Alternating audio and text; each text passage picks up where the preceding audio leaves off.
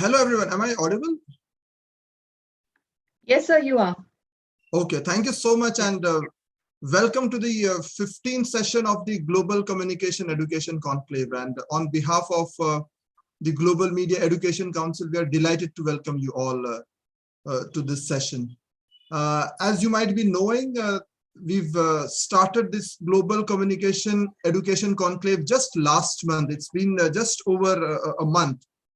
And in this time, we've had 15 conferences, 15 webinars, and we've had speakers from all over the world. We've had some extremely wonderful deliberations over the last month, and we hope to continue that for future as well.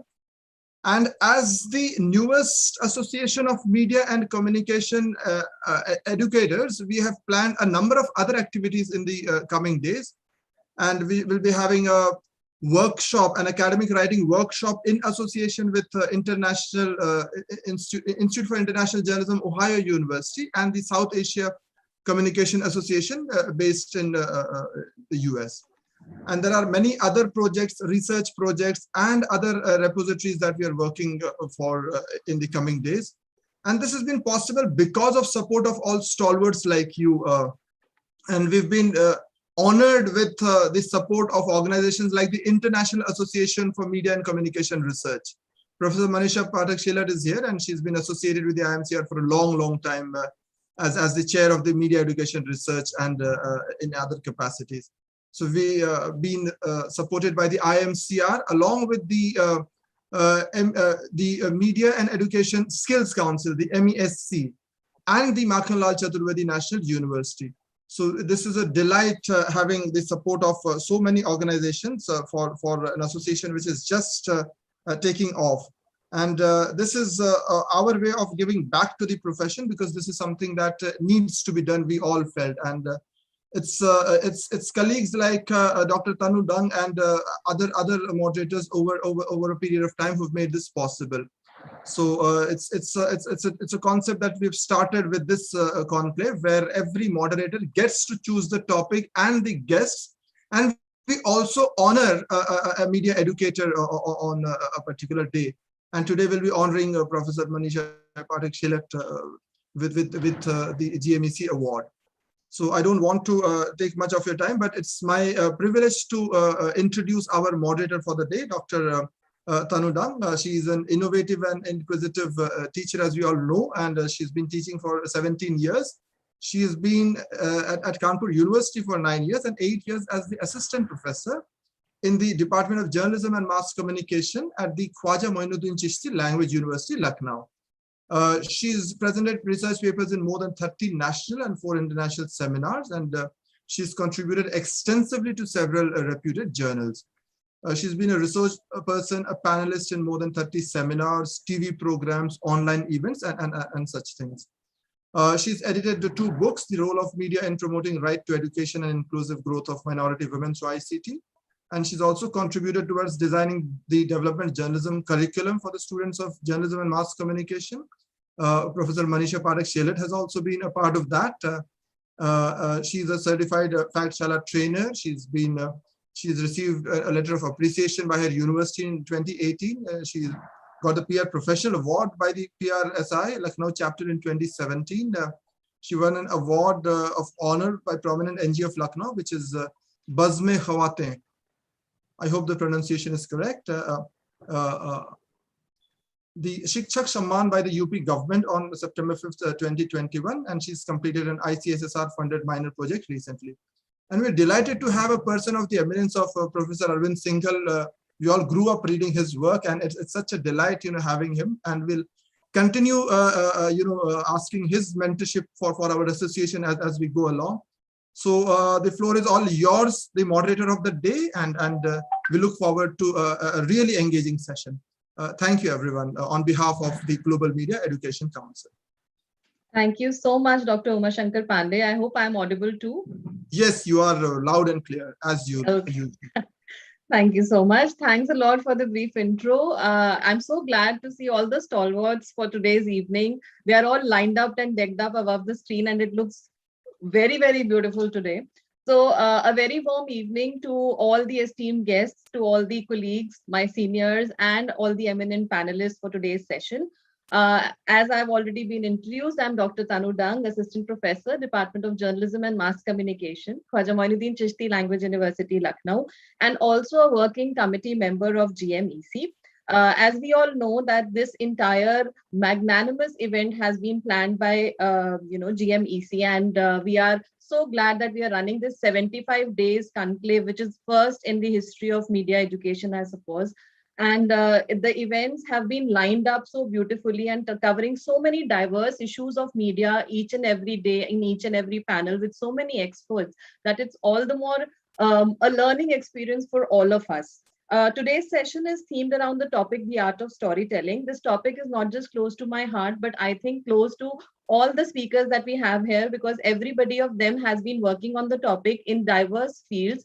And that's how we'll be connecting the dots through the session today. When I talk of storytelling, I'm actually reminded of the Panch Tantra stories and Nani and Dadi ki kahaniyan that we grew up with. And that's how our childhood began. And storytelling has not just been restricted to that. Even today, storytelling is one thing that connects us as humans. It connects us as a community. And it is something that delivers the message in the most powerful way and makes us understand even the complexest issues of today. The leaders use storytelling to inspire, the teachers use storytelling to make their classrooms more engaging. Marketers have been using storytelling for ages to persuade us to buy things and ideas. And nowadays, we also see that, in the COVID time, government has been using storytelling so positively to actually convince people for vaccination and even hand washing. So behavior change also is one area where I'm sure Professor Manisha Pathak would be talking more about it. Where storytelling has been a very, very powerful tool. Stories not just help to break the clutter, but they also make the message more engaging and meaningful, and it has a universal appeal in language. Stories have become the new way of sharing, explaining, and selling information. This trend of storytelling has now become more popular with the proliferation of all the social media platforms, laying even more emphasis on the fact that content is the king that we have been teaching in our classroom since a long time. In a world divided by a multitude of things, stories bring the people together and create a sense of community. Despite our language, political preferences, or ethnicity, stories connect us through the way we feel and respond to them. Storytelling has been revisited recently by brands to keep their customers intact during the lockdown period, by the government to promote vaccination, by businesses for image building, by education to promote experiential learning, and by researchers to observe, study, and record all these trends which have been happening around us. This session will focus on the role of storytelling in education, social change, media, marketing, and business. With this brief, I would now like to introduce our session chair, Professor Dheeraj Singh, who will be chairing the session today.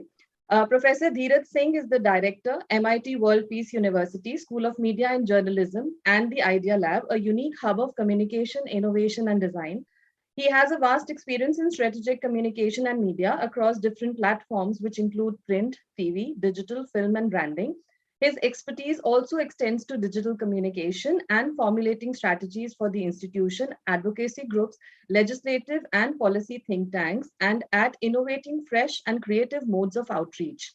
He is also a documentary filmmaker. He was a co-founder of Hunar TV and also has an arts column called Arts is Everywhere. He has recently authored two books, one on translated poetry and other a biography. Till August 2016, he was executive director programs at Lok Sabha Television. His early years were spent in print journalism, during which he worked with some of India's best and leading publications, such as Outlook Magazine, Hindustan Times, Times of India, and Asian Age. He has also translated works of eminent writers such as Premchand, Nirmal Verma, Bhisham Sahni, Ajit Kaur, Asghar Wajahat, among others, into English and is currently working on a novel. I now take this opportunity of inviting him to address the gathering and also take the session forward. Over to you, Professor Dheeraj Singh. Thank you so much, Tanam, for such a wonderful introduction. Thank you, GMEC, for this wonderful opportunity for all of us to sort of come and share all our learning, and also for designing the way these talks have been sort of curated, very well thought out. And as we all know, our topic that has been sort of gleaned out of for all different days by Dr. Tanu over here, which focuses on storytelling. I'd also like to welcome very warmly my co-panelists on this session, Professor Farkan Kamar. He's a former advisor to the Planning Commission. He's now associated with Jamia. Professor Manisha Pathak Shelat. She's an eminent media educator and a professor at MICA in Ahmedabad, where she's the chair for Center for Development Management and Communications, and Professor Arvind Singhal, who's joining us from the US. He's a Marston Endowed Professor of Communication at the University of Texas at El Paso. So a very, very warm welcome to all our co-panelists. What I would be, the aspect of storytelling that I would be talking about is, of course, to do with my experience in the media, also communication. Can I share my screen? Tanuji, can I share my screen? Sure, sir, sure. Okay.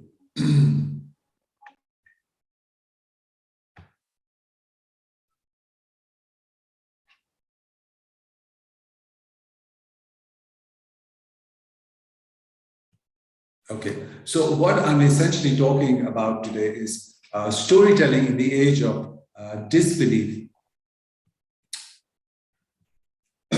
Is the screen on full screen, or you can see my other sidebar as well? We can see the sidebar, sir. Okay, how do I just enlarge it? Just give me a second, I'm sorry. Control F5 if you are working on. Okay. No, control. Just click on to slideshow. Yeah. Okay. So storytelling in the age of disbelief, what we have come to know about communication today is that the attention span, the human attention span, which was very valuable for all kinds of communications, be it the advertisers trying to reach out to our to their prospective customers or to media people trying to reach out to their readers. The attention span itself has shrunk over the years, and now it is probably lesser than that of a goldfish, which is in the range of about 8 seconds. So the human attention span has actually shrunk so much that we are even less attentive than goldfishes. And my theory or my premise over here is that the first cause of this shrinkage goes back to the time of the invention of the printing press, which was the work of Johannes Gutenberg. And he, in fact, was a businessman. He was a person who was always trying to find new things to sell. He was a seller of artifacts and religious mementos. And then he came upon the wine press, and the wine press actually inspired him to find something that would make or fasten the process, speed up the process of communication or how books were printed, because he was interested in the calligraphy and drawings and illustrations that went in handwritten books. And so in one sense, the wine press is an analog of the movable press that Gutenberg invented. And in the sense, both presses gave these qualities of longevity and shareability to their original product, which in the wine press's case was grape, and in Gutenberg's case was knowledge. So shareability and longevity were the two things that came out of this invention. Storytelling before this was largely an oral exercise, where stories, mostly scriptural in nature, or on the other hand, were courtly, because there were court historians writing about the rulers that were in power at that time. So they were told either from memory or read out from scrolls or handwritten books or even leaves and stone tablets. So the stories of this nature essentially had authority and believability, because the larger public, the so-called masses, were unlettered and they could read themselves, and the story was being read out to them by people in authority. The stories themselves had that authority and the element of believability for them. After Gutenberg, what happens was the whole process of sharing stories was sort of opened up and democratized for the whole world, and the ease with which stories could travel became much more faster, much more aided by the technology of that time. It was certainly technology, not in the sense of technology we understand today, but for those times, this was quite revolutionary. In fact, historian Elizabeth Eisenstein, in her 1979 book, calls it the unacknowledged revolution. It was a revolution which was silent and in many ways went unnoticed for contemporary historians and historians much later, but it was unacknowledged, and it was revolutionary at the same time. And the extent of the revolution, in fact, went on to the realm of religion, and a very dominant religion of that time, which was Catholicism, because it sort of ignited this fire of people being able to question authority, because the possibility of the technology of bookmaking and printing was made so easily available to everyone that, in fact, many people attribute the Reformation of the Catholic Church itself to the printing press, because it made it possible for people like Martin Luther to print and circulate their tracts, which for the first time in the history of the world, actually, or the European-centered world, was possible because they were openly questioning the authority of that time. They were also questioning the authority and believability of the stories that they had been handed down. So within 3 years of Martin Luther's publishing or printing of his 95 Theses, which questioned the buying of indulgences from the clergy, it sold more than 300,000 copies, which was, if we are looking for an equivalence in today's terms, would be a complete and absolute virality, much like the cat videos which go viral in our time. So everyone was curious about what was written in the 95 Thesis and what was the premise on which Martin Luther was questioning something that was so well established in the minds of the ordinary public. The scene today is that we have come from those early days of the printing press, or the unacknowledged revolution of the printing press, is that we are exposed to the media constantly, and the storytelling tropes are being used constantly on us by people who are keen to catch our attention, because we are also in what is called the attention economy. So 24/7, we are interacting or being sent out one story after another in some form or another through our phones. If we enter a cab, it is on the screen in the cab, it is on the airplane, it is on the highways, through electronic boards which are changing, it is in the doctor's waiting room, it is absolutely everywhere we turn our attention to. There is someone trying to grab our attention to a story, which is the scene today. In 2008, actually, when a survey was conducted in the US to find out what was the quantum of information every household was consuming, it was found out that every US household consumes about 3.6 zettabytes of information annually. And if you physically want to look at this information, which is zettabytes, in the range of 3.6 zettabytes, it would amount to about a 7-foot, more taller than an average human being, stack of books covering the entire United States. That was 2008, and today I'm sure that figure would be in the range closer to double digit. So that is the appetite or the storytelling mechanisms both advertisers and people in the media are using to grab our attention.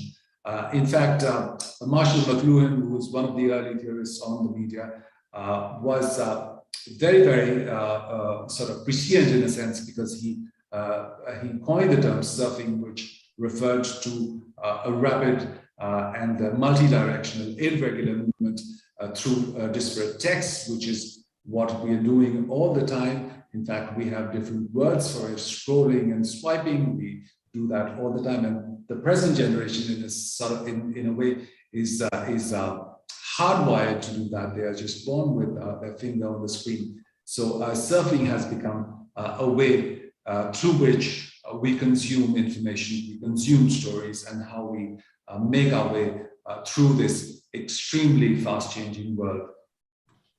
As a result of these changes in technology and the way we accept storytelling, the storytelling paradigms have also changed, and we have slowly and gradually, the way stories were being told have also changed. The structure of the story itself has been undergoing reconstructive surgery. And there was a story, a cover story in Wired magazine, which looks at the digital aspect and digital news that is happening in the world. The cover story talked about how tech has, in fact, weaponized a good old storytelling. What this essential premise of the article was that storytelling from time immemorial had this element of strategic virtue, that the story was in fact the carrier of an idea or a moral, and the story was in fact making it more palatable and acceptable for a new idea to make more followers, make more people, make an idea more acceptable, which was the basic idea behind stories, why people told stories, because they wanted to send out a message to the world. But because of technology, this strategic virtue of the story had been completely overemphasized and amplified many times over, in a sense that it was totally weaponized, because the way it was being used to send out messages to the world by all sorts of people for all sorts of gains and all sorts of motives. Because of this, the length of stories have also reduced. If someone talked about a mobile film festival, it would have been laughable a few years ago, but now it has become a reality. Films are being shot in that format and using the mobile phone as an instrument or as a device to tell stories. So people have recognized the importance that storytelling does not require so much technology or so much extended equipment to bring out a moving or a story that is palatable to viewers. And this has also happened because attention spans have also been decreasing. Mobile films or short format films have become very, very important, and people like things that tell the story much faster. News stories, in fact, have also been becoming shorter. The average length of news stories has been progressively declining, and this has actually started happening in the 90s. That is when slowly newspapers were changing into the digital format. Page making, earlier there used to be a job called page making artists or paste up artists, because they were actually pasting the headlines and the text below it on a pasteboard. But because of a computer, the arrival of computers on the scene, the page making was entirely done on the computer. And because it was so easy to sort of shift the design of the page, it was also found that people are spending less and less time on stories. The length of stories also decreased. Now to a time now where we have come where the headline in fact says it all. The story becomes in a less, almost like a footnote to the headline. This is also Sir, sorry for interrupting, but we'll have to conclude it in a bit.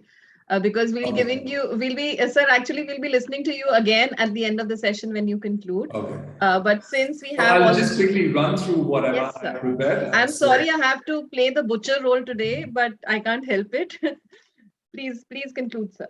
So as a result, we've also seen the rise of mobile journalism, which is called Mojo, because it sort of shrinks the whole newsroom into the format or the length of a phone, and everything, or the extended equipment that was used earlier is now just available to one person, and one person shoots and uploads the whole story for everyone to see. We also see the rise of digital storytelling courses coming up in universities, where universities are giving more and more sort of space to this new mechanism where storytelling takes on different methods. It's written, it's audio, it's visual, as well as it's using photography to tell a story or move a story forward. And we are teaching this actively to students who are engaged in education.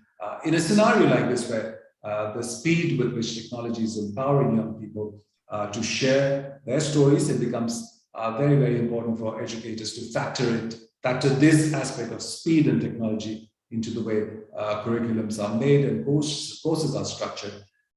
Because we also, there was a time when knowledge was supposed to be power, but that is a fast fading paradigm, because stories can get published in minutes and they can go viral in hours. Videos, on the other hand, can do that in mere seconds, which is why stories, in a sense, are losing their authority and their believability, because they're competing alternative facts and realities, which is what we need to factor in while we are in the business of educating young minds and influence them for the future. Thank you. Thank you so much, sir, for the power-packed presentation, for guiding us through the evolution of the printing press to the digital storytelling scenario, and also telling us how stories have changed, how they've shortened, and how our attention span is even lesser than a goldfish. So definitely we'll listen more to you, sir, at the concluding part. And I would like to move ahead and invite our next speaker. I'm indeed privileged to actually have the opportunity of introducing our chief guest, Professor Furqan Qamar. He has visited our university once, and it was indeed a pleasure listening to sir, and I'm so glad I'll be listening to him again. And also be so glad that he agreed to be a part of this panel, and it's indeed a privilege for us. He will be talking on the topic, The Animal School, the story of educational reforms. But before I invite him, let me give a brief introduction. Professor Furqan Qamar is presently the Professor of Management at the Center of Management Studies, Jamia Millia Islamia, New Delhi. He has served as the Secretary General of Association of Indian Universities. He has, he also has held the position of the Vice Chancellor of University of Rajasthan and the Central University of Himachal Pradesh. He has also served as the Advisor Education in the Planning Commission of India. Essentially a professor of management, he has keen research interest in public policy, planning, administration, and financing of higher education, and has numerous publications in journals of repute to his credit. Professor Kamar has chaired and been member of large number of committees, working groups at the national and international level. Professor Kamar thus brings with him academic eminence, leadership qualities, and exposure to best global practices. I wish I could have spoken more, but I would like to have more time in listening to you, sir. So over to you, sir. Kindly address the gathering. Thank you, Dr. Dan. Dr. Dheeraj Singh, the chair of the session, Professor Arvind Singhal, Professor Manisha Pathak, Dr. Dang, Dr. Juhi Pathak, I could see here, Dr. Uma Shankar Pandey, all the distinguished participants. Thank you very much for giving me this opportunity. And how thoughtful of the Global Communication and Education Conclave to organize a 75-day long media conclave to celebrate the 75 years of our independence, the Azadi Ka Amrit Mahotsav. I like your punchline that you used in your communication. 75 years, 75 days, 90 minutes, 75 Indian stalwarts, of course, with an exception of me, 75 foreign stalwarts, 75 government officials, 75 books and reports, 150 young researchers, all in one platform, just in 1 year, that is 2021 and 2022. And that is the year when the life is so disturbed for all of us because of the pandemic. I congratulate you, Dr. Dang, and your university, Khwaja Muinuddin Chishti Language University. When I had last visited, it was Khwaja Muinuddin Chishti Urdu, Persian, and Arabic University for taking this lead role in organizing this session, storytelling. I would also like to take this opportunity to congratulate Dr. Manisha Pathak on being conferred the Lifetime Honor Award for her inspiring contribution in your chosen field. I must admit in the very beginning that I am the most ignorant of all the panelists present here. The only reason that I am here with you in this session is because I visited the university a couple of times in the past and may have used a fable or two to convey my ideas and thoughts, which probably Dr. Dan liked. I know nothing about the art, science, techniques, and technology of storytelling, but I have been very fond of learning and sharing fables and stories to convey my thoughts, and have found it often more effective than long lectures. It prompts people to ask questions and to connect immediately. What I know is that a fable or a brief story does a lot more and better than a long sermon. I'm reminded here of a person, George H. Reeves. I'm very sure that Professor Arvind Singhal must be aware of him. He was director of the public instruction in United States of America in early 40s. And he was trying to reform the school education, but was faced with huge oppositions and challenges to the idea of the reforms. And then at that time, he wrote a very brief story. And since then, that story has been repeated in many different forms throughout the world, in the form of cartoon, in the form of short stories, the children's stories. And this story is called The Animal School.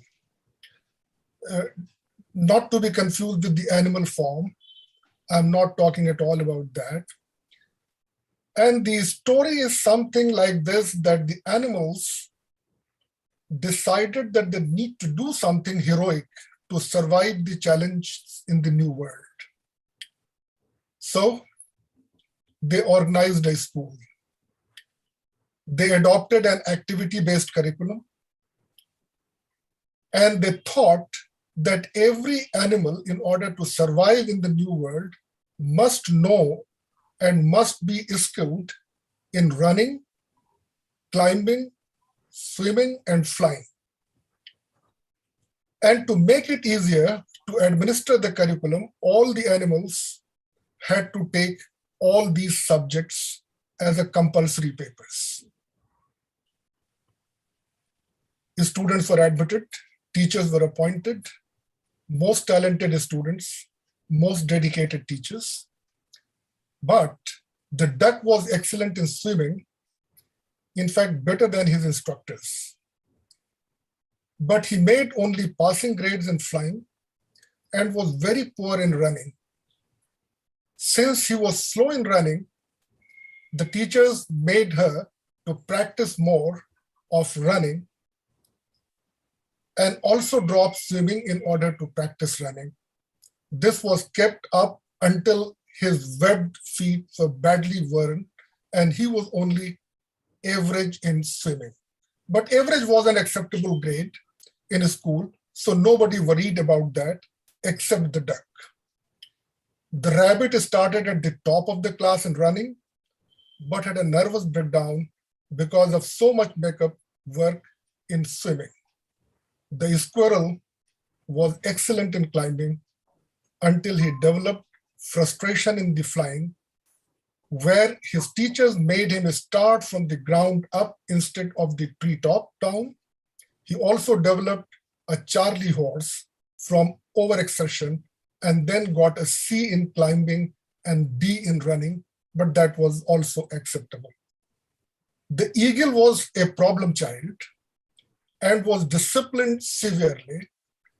In the climbing class, he beat all others to the top of the tree, but insisted on using his own way to get there, which the teachers did not like. The teacher has their own methodology and wanted that methodology to be followed. At the end of the academic session, it was an abnormal eel which could swim well, but could also run, climb, fly clumsily, though, had the highest average and topped the batch in the class. And outside the school, the dogs were demonstrating. They were fighting the authorities. They were protesting that digging and burrowing and the barking must also be included in the curricula. Otherwise, the curricula is unjust to the children, to their children. And then, frustrated by the public's response, they apprenticed their children to a badger and later joined the groundhog and gophers to start a successful private schools. This was a very brief story that he wrote, and that changed the way that people think. And still, when in India, we are talking about the new education policy and the curricular reforms and the multiple pathways, choice-based credit courses, there is no better way to tell this story. I'm very sure that many people would be referring to our own Panchtantras, so many stories that we grew up by listening to them, which had a message and they had a moral. In fact, in all traditions, in all languages, the storytelling has been so common that, like we all grew up, I fortunately know Urdu as well. So Qissa Chahar Darwesh used to be a story which we all read, and where one story led to another story and a very voluminous book. So it was not because of the lack of the attention span, but then it was still so absorbing that you could read the enormous voluminous work of the Qissa Chahar Darwesh. In Persian tradition, the Gulista and Bosta, which again had small fables, but big morale. We are all familiar with the stories of Alif Laila, the story of the Arabian Nights, 1001 Nights in Arabia, and of course, as I mentioned, in Panchtantra. And it is not that the tradition has discontinued, as the chair of the session was explaining, with the growth in technology, the communication, and the way we communicate to people in the storytelling is reforming and becoming, in fact, more impactful by being short, crisp, and making impact. Given the constraint of time, I would just say that sometimes the story enables us to communicate something which otherwise is very complex to explain to students, and you needed to first draw their attention, to attract their attention, and then move on further to the techniques and to the technologies.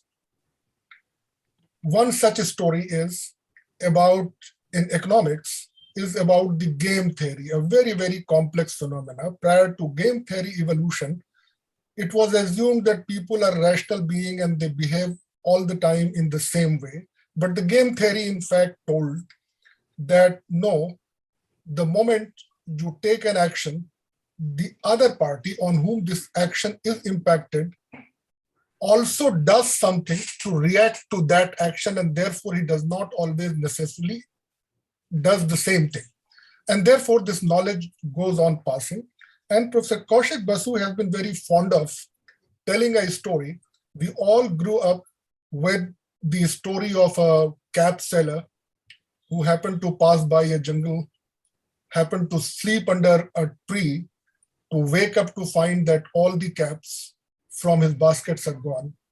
But recalling a knowledge that monkeys are great copycats, so he threw his cap, and then all the monkey copied him and threw their caps. And then he collected them all and went happily. Somebody extended this story. 2 generations later, the grandson of the same story, the same cap seller, happened to be still selling caps, passed by the same jungle, slept under the same tree, to wake up to find that all the caps from his baskets are gone. He recalled the knowledge which his grandfather had given, and then he threw his cap. But lo and behold, a big fat monkey comes down the tree, picks up even that cap, came to the cap seller, gave him a big slap, and said that, do you think only you had a grandfather? Remember, I also had a grandfather who passed on the knowledge to me.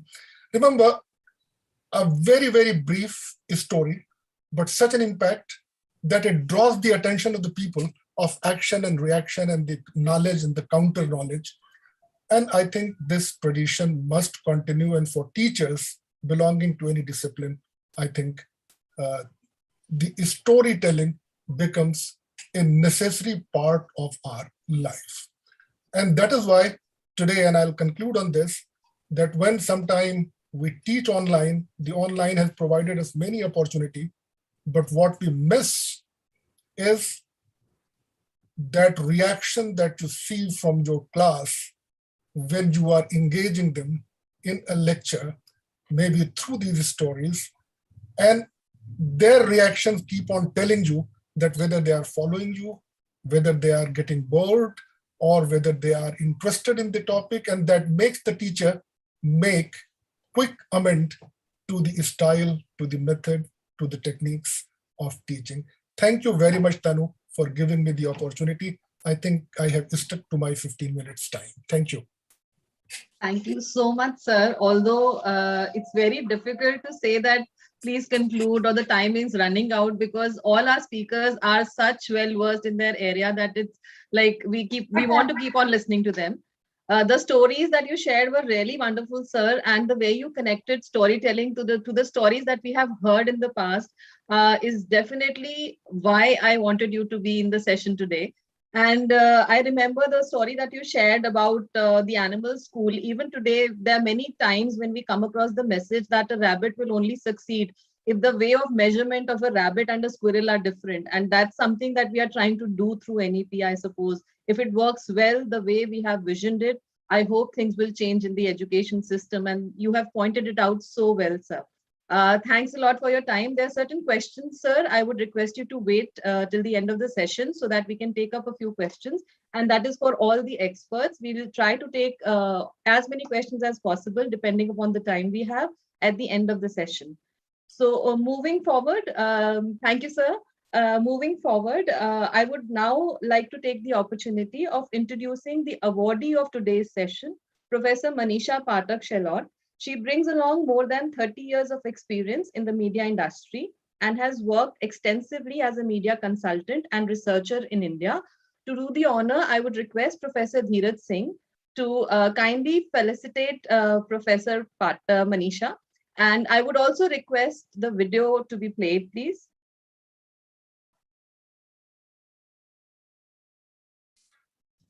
Yeah, it's with great pleasure that I felicitate Professor Manisha Pathak Shelat. She is a professor of communications and digital platforms and strategies at MICA in Ahmedabad. And she chairs MICA's Center for Development, Management and Communication. She has taught and worked as a media consultant and researcher in India, Thailand, and the US. She has a PhD in mass communication with a minor in gender and women's studies from the University of Wisconsin-Madison, USA, in education from the Maharaj Sayaji Rao University of Baroda.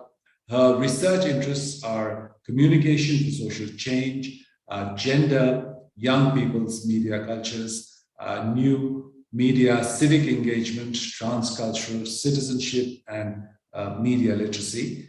She has shared her research globally as a guest speaker and through her books, journals, and papers in New Media and Society, Journal of Youth Studies, Journal of Adolescent and Adult Literacy, Communication Inquiry, among others. She has won many awards and fellowships, which include the Sovietland Nehru Award, Shastri Indo-Canadian Faculty Research Award, the Salzburg Seminar Fellowship, and Tata Fellowship for Study of Contemporary India, as well as the MICA AGK Award for Meritorious Service. She's also the editor of the Journal of Creative Communications, published by SAGE with MICA. She has led several capacity building programs for nonprofits and state governments, corporate sector, and international organizations. She's also an active member of the Leadership Forum for Vaccine Confidence. Very, very well-deserved lifetime achievement award for Professor Shelat.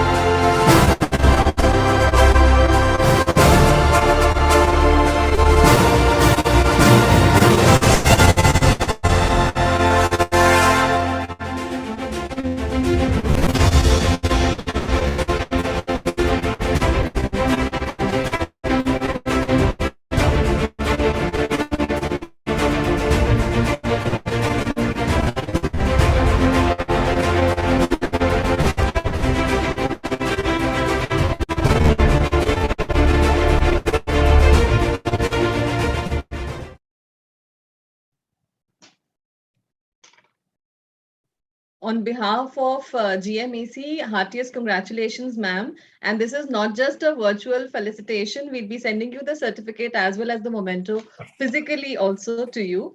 And it is indeed, I'm personally very happy because I have been meeting you at different platforms and we've been interacting on development communication. I won't be repeating your introduction, ma'am, because Professor Dheeraj has already done it so well that I would just like to add that today you will be talking about the topic storytelling in social change. And since we also collaborated in the UNICEF initiative on designing the curriculum of development communication, there also we discussed these issues. And I've seen on different platforms how you have actually introduced storytelling not just into development but also in behavior change. And also recently I saw you talking about adulthood and also how their behaviors can be studied and how parents can intervene in their growing up. So it is indeed a proud moment to have you with us in the panel. So over to you, ma'am. We are all waiting to hear more about the role of storytelling in social change. Over to you, Thank ma'am. you, Tanu. Thank you, Tanu. And thanks for all the seamless coordination that you've done so far now. And that award was a pleasant surprise. I'm honored, humbled, delighted, for us, your affection of the peers is like, what really keeps you going. So thank you for that. Tanu has very strictly given me 12 minutes, so I'm not going to waste a single second of that. And I'll straight away go to my topic, that is storytelling for social change. As my, previous panelists have already said, stories have been an integral part of our culture, right? Because we've been traditionally an oral culture. And, if you look at all the Indian theories of communication, we have so many concepts like Sadharanikaran, Saridaya, the Rasa theory. They all actually show us the importance of human connection at the core of communication. And stories are a powerful way to establish this human connection. I'm sure we all remember stories that moved us, made us laugh, cry, question, right? But there is just one distinction I want to make between story and stories for social change, is that stories which are specially designed for social change have a purpose. So it is, storytelling with a purpose. And at the same time, I would also like to remind us that all stories are for social change. Stories are an equally powerful tool to maintain the status quo. And it has been done for a long, long time, because stories are used to remind people their right place in the society, to teach them what are the good norms, practices. So we have to remember that if we really want to bring social change through stories, we have to have an absolute clarity of purpose. So there is no point doing a session on storytelling without a story. So we will start with a short story that is on the video. And Tanu, you don't have to be discreet. You can just shout at me, but please tell me when 2 minutes are left. So I'll just, plan accordingly. So let's start with the video first. Yeah. Please play the video.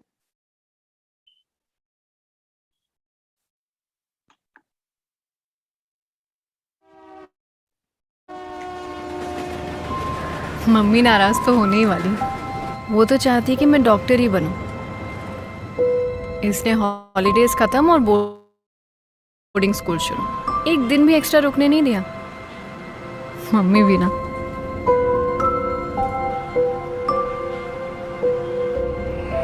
Mummy ने अपनी life अपने आप ही बनाई। 18 साल की थी जब उनके फादर ने उन्हें घर से निकाल दिया। अकेले रहने का तो सोचने से भी डर लगता है। मैंने अपने पापा को कभी देखा नहीं, और मेरी असली माँ, वो बहुत बीमार रहती थी। उनके बारे में सिर्फ एक ही दिन याद है जो मैं कभी भुला नहीं पाती। एक दिन कुछ लोग आए और उन्हें एम्बुलेंस में ले गए।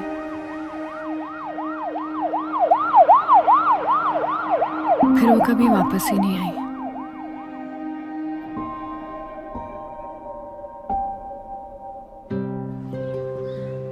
फिर एक दिन मम्मी आई।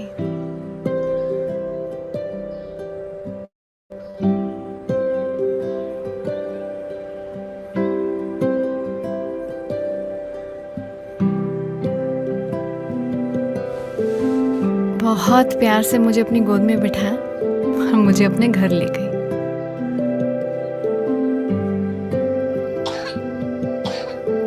तबीयत खराब थी तो पूरी रात मेरे साथ बैठी रही। सुबह मम्मी ने एक सुंदर सी रेड फ्रॉक पहनाई, मेरे लिए ढेर सारे चिप्स बनाए। मम्मी के साथ 10 साल हो गए।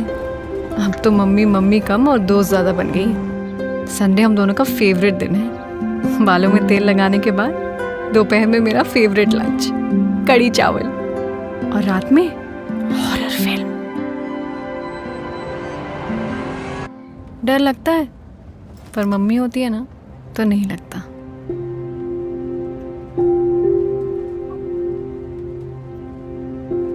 ये है मेरी मम्मी, है ना प्यारी?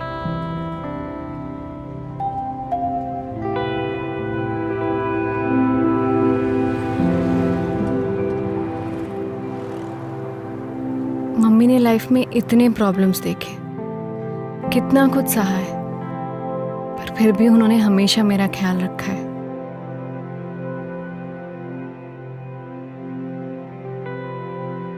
सिविक्स बुक में तो लिखा है कि सबके लिए बेसिक राइट सेम होते हैं, फिर मम्मी को क्यों नहीं है?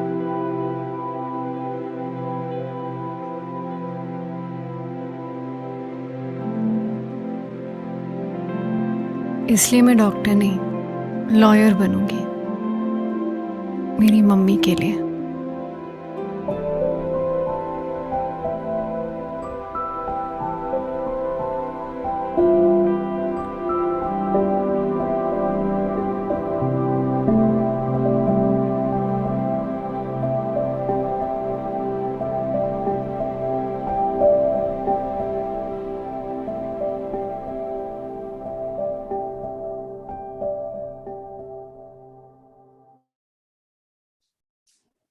Thank you for the film.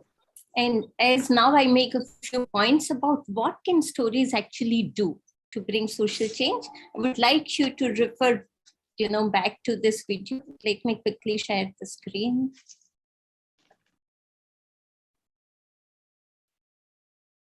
Ma'am, I've often shown this video in the classroom when we talk about storytelling, and every time it gives goosebumps. Exactly. I've seen it so many times. Every time it brings like tears to my eyes. Yeah. And I think that's the power of story. Exactly.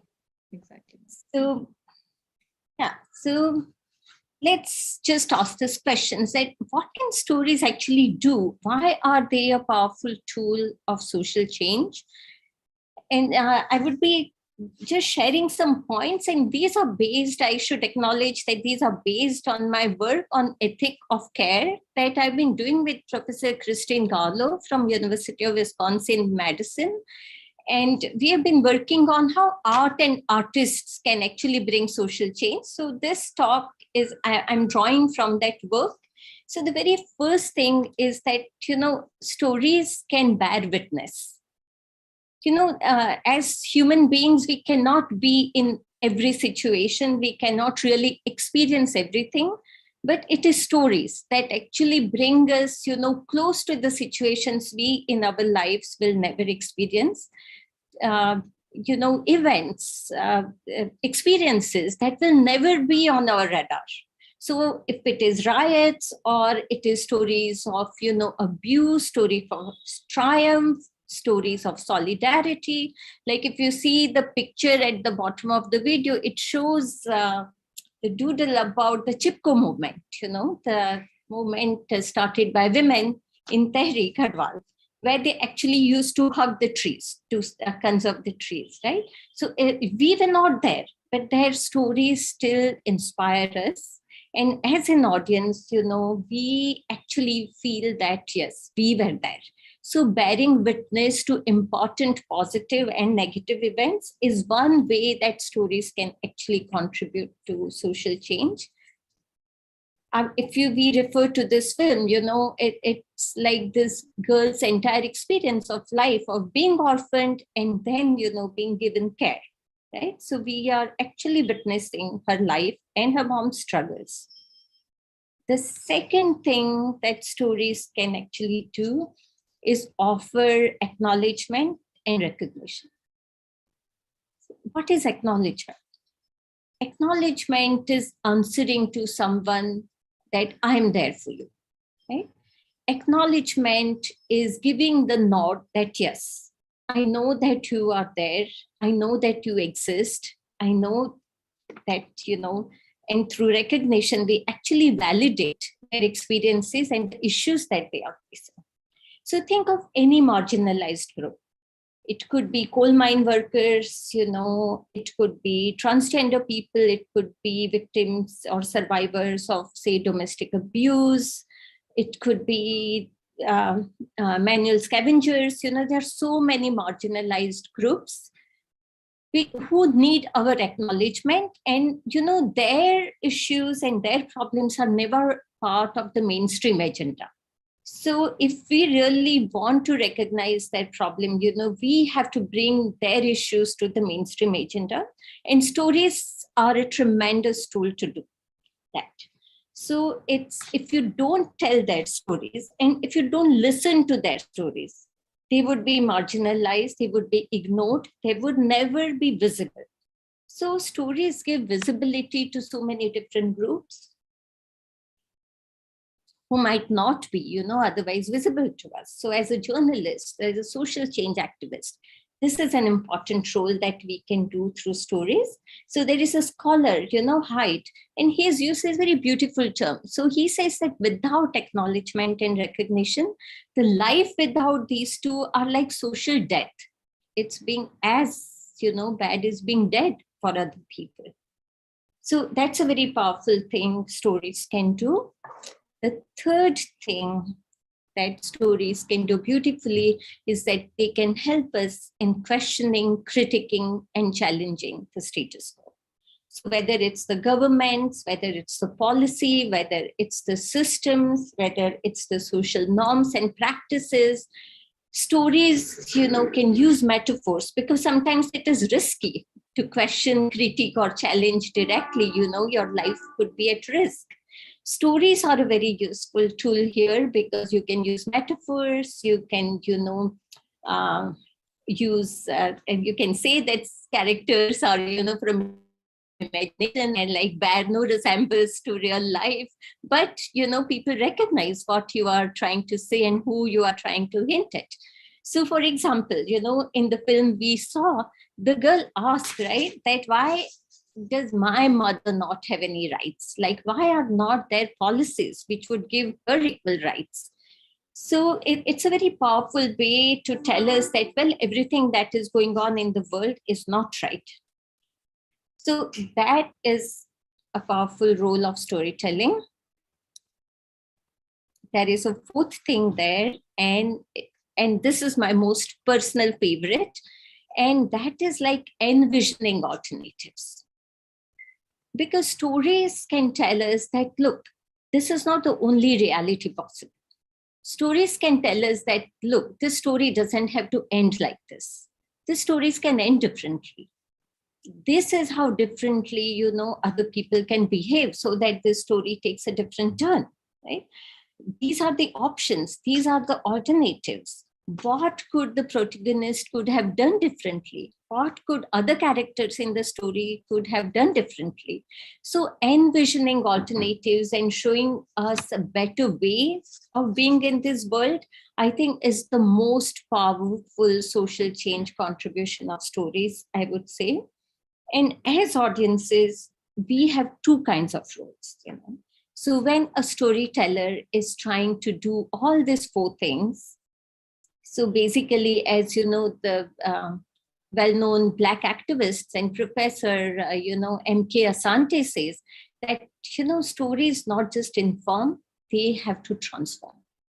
And we can transform our lives, through two things. One, recognizing what the storyteller is trying to tell us, and being sensitive, being a Sahridaya as an audience, but also, practicing at times, what Stuart Hall advises us to do and do oppositional reading, So for example, when I discuss this, I often give example to my students about the story of Eklavya. Because in the school, we were always taught that, oh, such a good student Eklavya was, right? He cut his thumb and gave it to the guru. And such a great guru Dronacharya was. But when you do oppositional reading of the story, your students can ask that, is it right for the guru to ask for a thumb of a student? What kind of guru would do that? So this is oppositional reading. And as an audience, you have right to do this and you have a responsibility to do this. So these are the 4 important ways, where stories can contribute to social change. But I don't want to, create this myth that stories are an all-powerful tool, and like once you tell these stories, the world is going to transform. And that's why though we don't have a lot of time to discuss, certain things in detail, I'm also going to pose a certain questions because stories have their limits. So these are my questions. That I agree that stories are mirror to the society, but is being a mirror enough? So, as a journalist or an educator, you can say that, look, I've shown the mirror to the society. This is what is going on. I've told you. Is that enough? Right. So can cultural activism, be it stories, be it theater, be it cinema, be it social media, can cultural activism substitute for, actual change, actual material efforts at creating change? Because it's very easy to tell a story and feel very smug and think that I've done my part. I've told the story. Now it's for others to do what they have to do. And the third point is very important because they tell us that does telling someone else's story, means that you are speaking for them. So in, say, communication for social change, it's a very important point for us to realize that, very often people like us who are better educated, who have this facility with different languages, so if you, like today, and I agree that because it's a global event, we have to speak in English. So we know a certain language, we have a certain education, we have certain networks. So we get to tell stories about a lot of people. But by doing that, are we actually silencing people who actually should be telling their own stories? So, as educationists, as communication professionals, as journalists, our role is not only to tell stories, but also help people tell their own stories.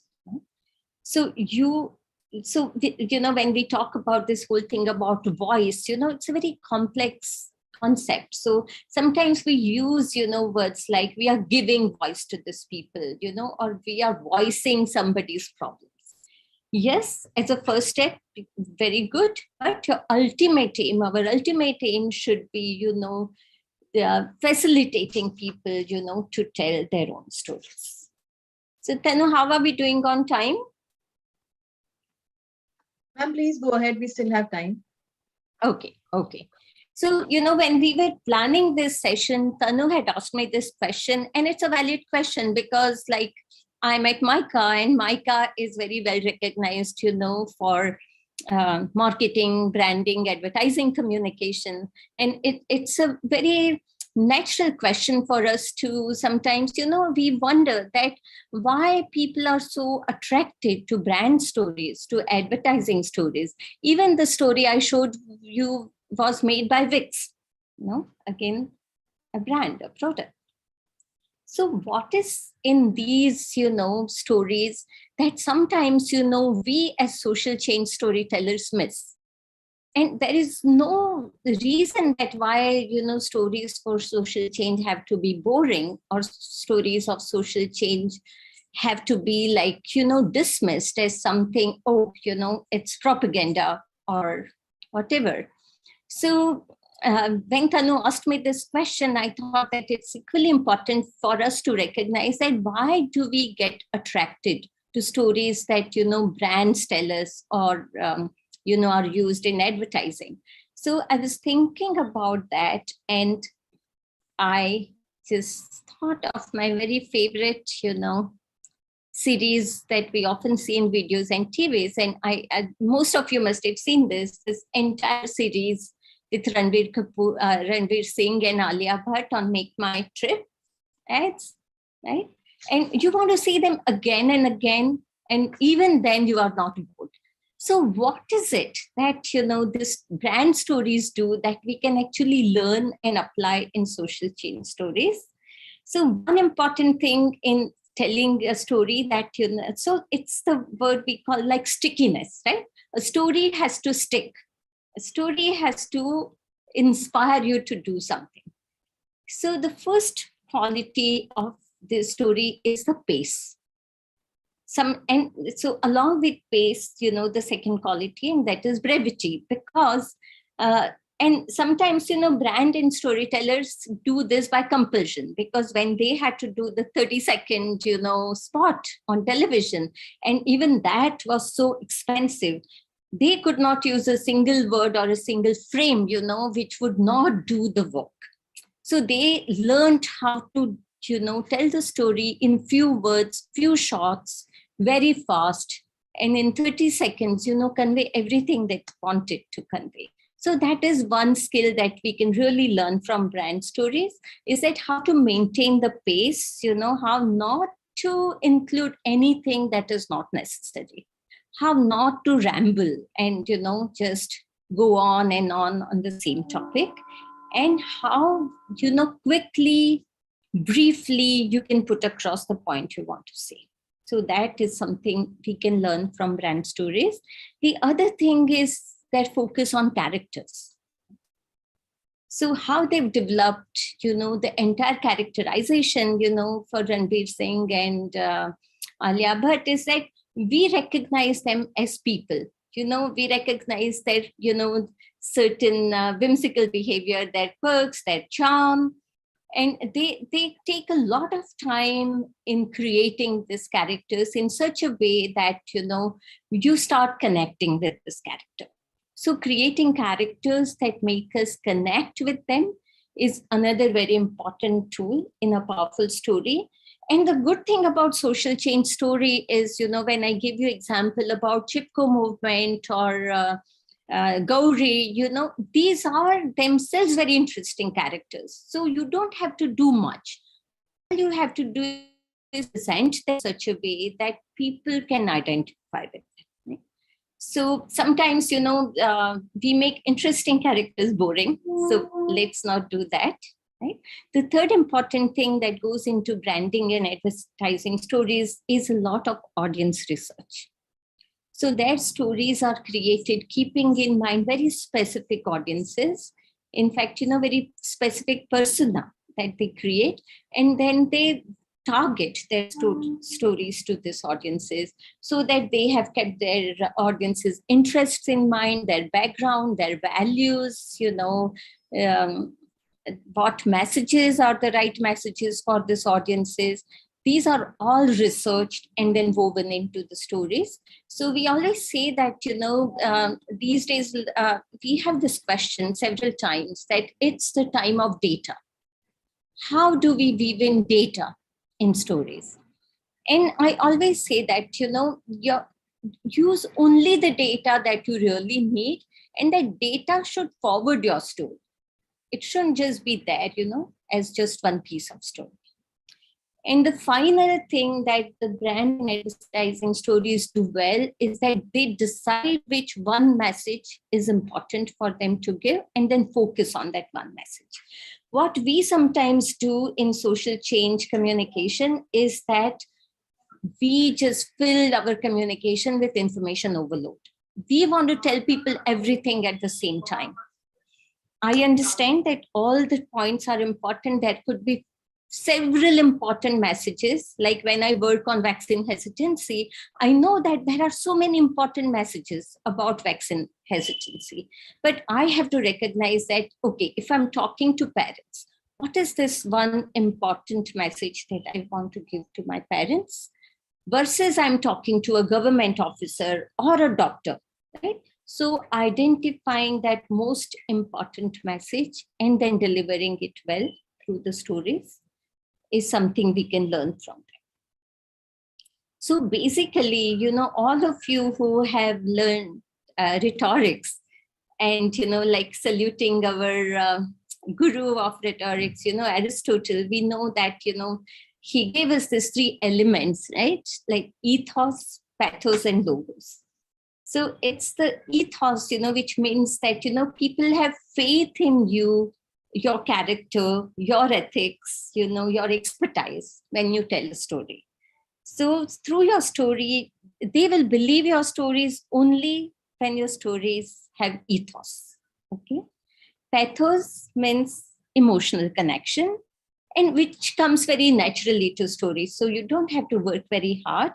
But, unless your stories have pathos, that is, they make that emotional connection with the audience, your stories cannot be powerful enough. And then logos, which, we think is very important, now, because we have suddenly started privileging, the information, the data. We are so obsessed with technology. So logos have become very, very important for us.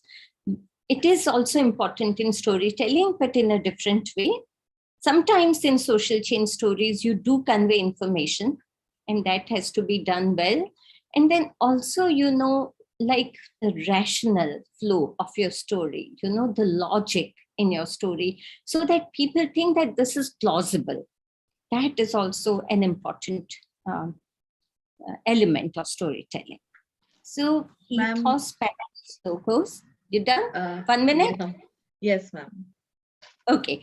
So these are the three important elements that every storyteller has to understand, and which brand stories understand well. But you don't have to be a brand or an agency, to do this kind of thing. So Tanu, I'll just end with this very brief video. Because it shows that even a non-profit organization, in very briefly, in a very fast pace, can make their point in a beautiful way. So thank you, and Tanu, you can quickly see it. It's a 30. Can we play the video? Can we play the video, please? I'll stop sharing, so you can play the video. Yeah.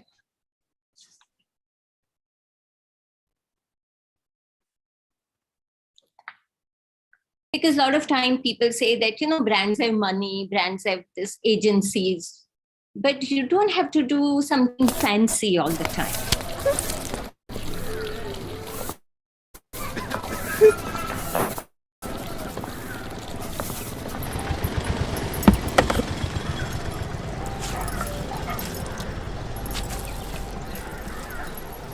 पता है कल office जाते हुए क्या हुआ? किसी ने मुझ पे पॉपकॉर्न फेंका। देखा तो 2-3 लड़के बाइक पे बैठे थे। फिर मेरा पीछा करने लगे और छेड़ने लगे ये कह के कि अरे मैडम, आपके बॉल में मेरा पॉपकॉर्न अटक गया है, जरा वापस कर दो ना। क्या करे, कितनों को समझाए? Share your story with your son. Don't let what happened to you happen to another woman. To share your story, click on this link.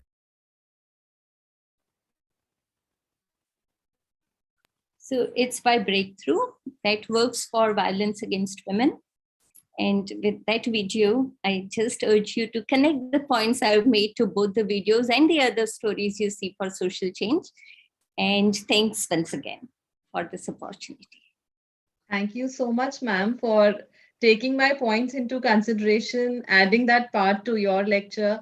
It was definitely needed because as you talked about how many messages we saw across different platforms during the time of COVID, we know that we actually realized that COVID is there when Amitabh Bachchan was there on our calls. Only then we realized that, okay, this is a serious issue and we cannot avoid that. So even when we look at the polio drive, it was again Amitabh Bachchan whom we can give the credit that he drove away polio from the country. So definitely the storytelling, if it is powerful, I'm sure it makes a difference. And we have seen many brands coming forward during this time of lockdown. And in fact, brands who actually have sportswear telling people to stay indoors through different messages and creating a lot of activities for them.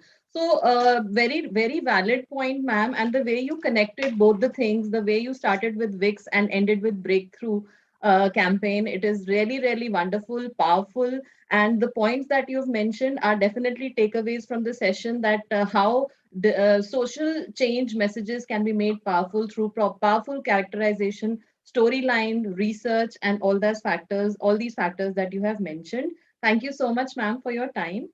Moving ahead, now I would like to invite the corporate speaker for the evening, Ms. Aparna Athreya, who has been waiting for her chance to speak, I suppose, and relaxing in her chair for quite some time.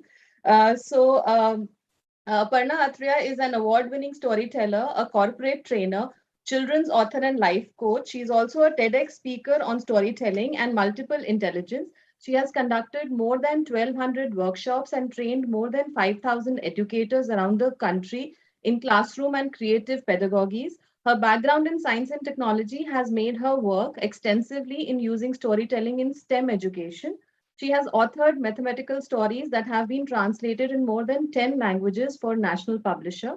She has been presenting about storytelling and play-based learning practices at various conferences.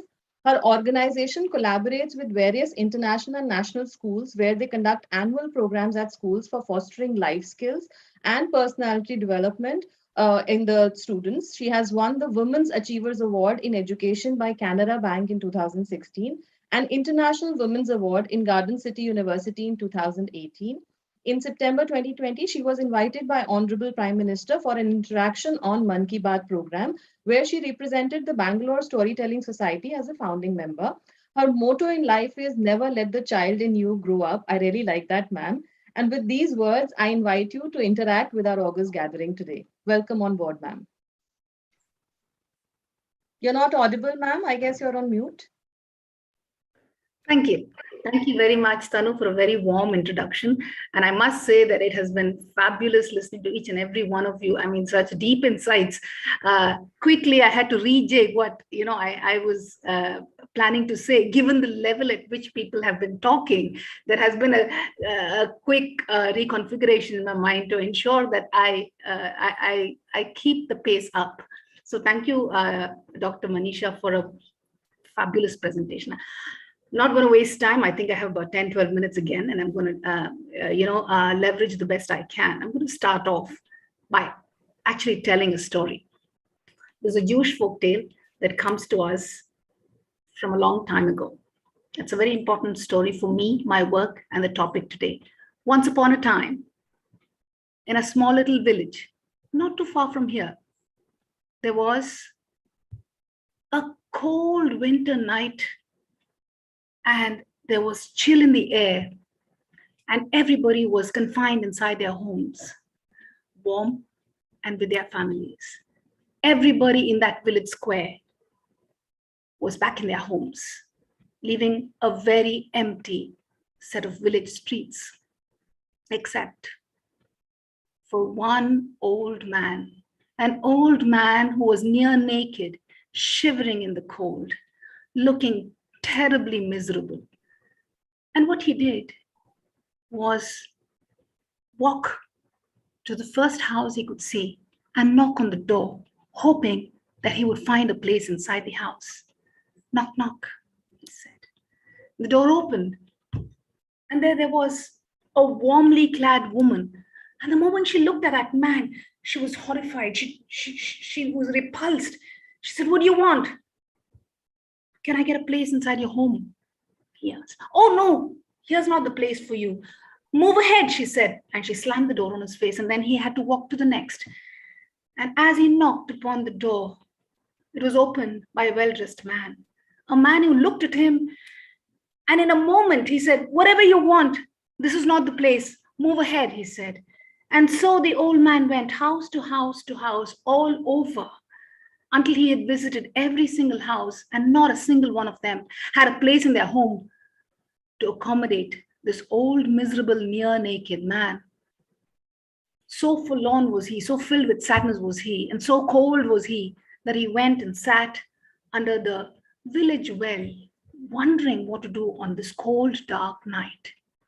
And suddenly, from afar, he could hear a horse that was coming down the track. And as it came closer, he was so delighted because there was something in the air, because it came trotting, and something wonderful happened. As the horse got closer, the light in every house began to glow. The lights outside the house began to glow. And then suddenly he saw a vision of a woman on a horse. And she had great colorful clothes upon her. She had a great big headgear, and she had feathers all around her. She had a cape on her, and it looked like she had traveled far and wide, for everything that she wore came from different parts of the world. And she looked beautiful, and she was so flamboyant.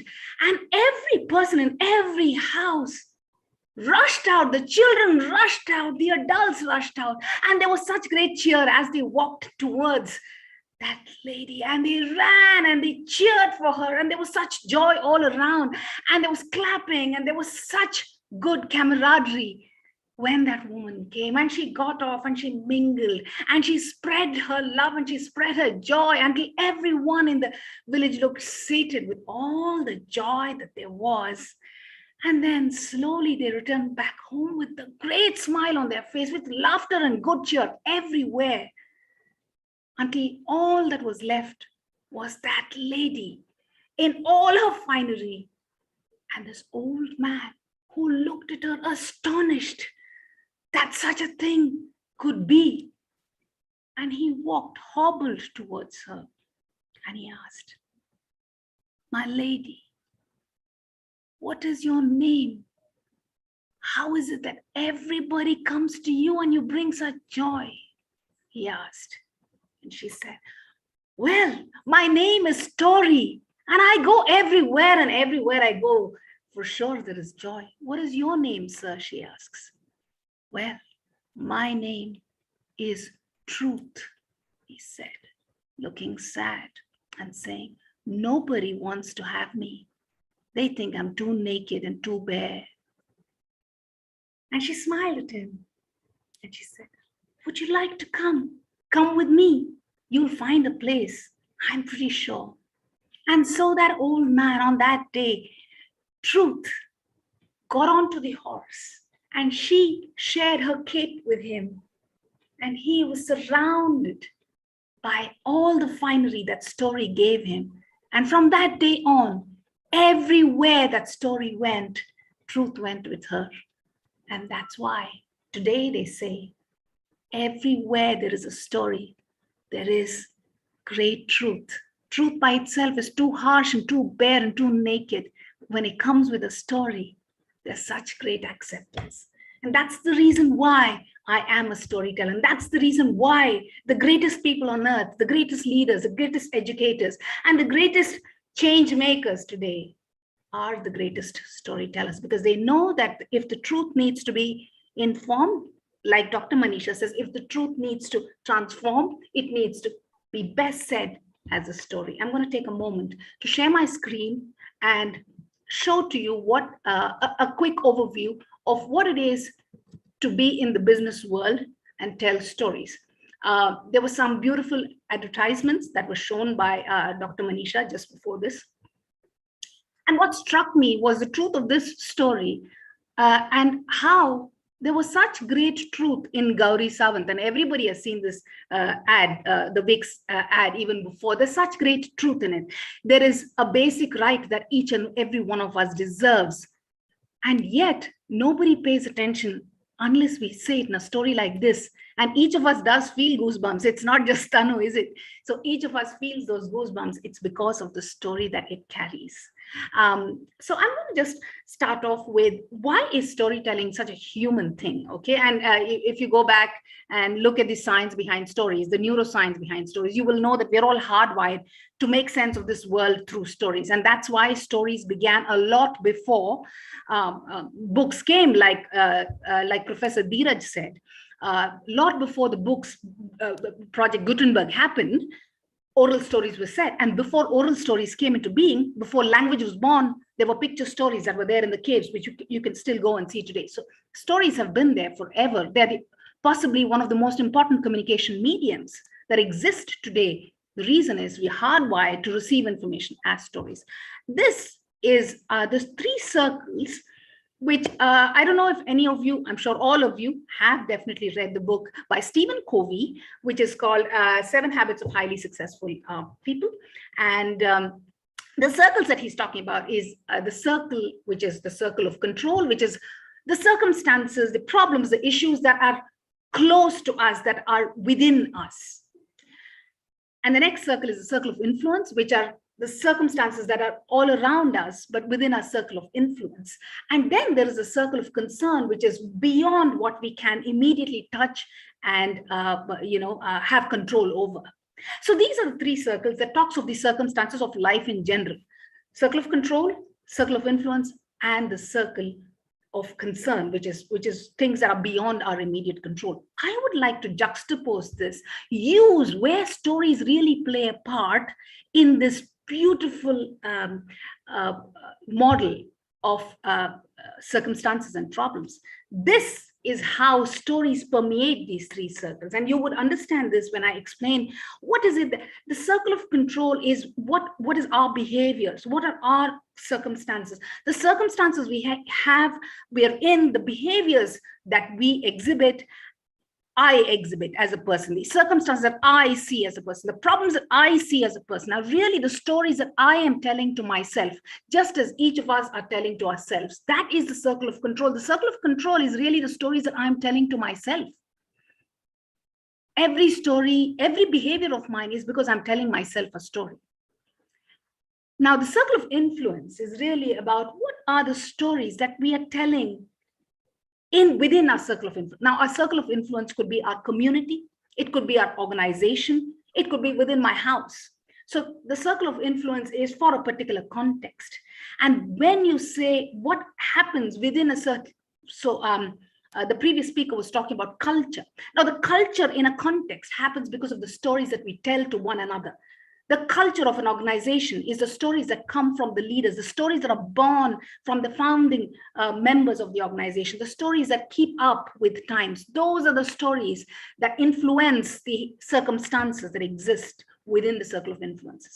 And then there is the circle of concern, which is beyond, but stories have the power to expand there, because stories that are heard by your circle of influence become the stories that can move forward, that can be passed on towards the larger circle of concern. And that's where the social change happens, when the stories start getting told by one to another.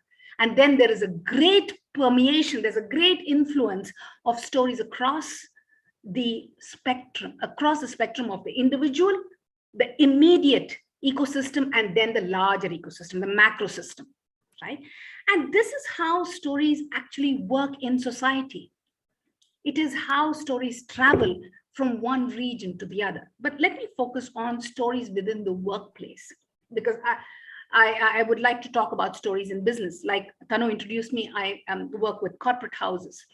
So in addition to what the professor said before, Manisha said before, stories are definitely here to inform. We inform one another and we transform. The final destination of stories is, can it transform? The question that you asked, Manisha ma'am, was brilliant. Now, how much can we depend on stories, right? And I always believe that stories is like taking the horse right up to the water. It does everything and gives the entire opportunity for everyone to go right up to the water. So that is how this happens. It ignites my mind. A story ignites my mind because it has so much of pathos in it. It has emotion in it. It makes me feel. And when I feel, I'm ignited.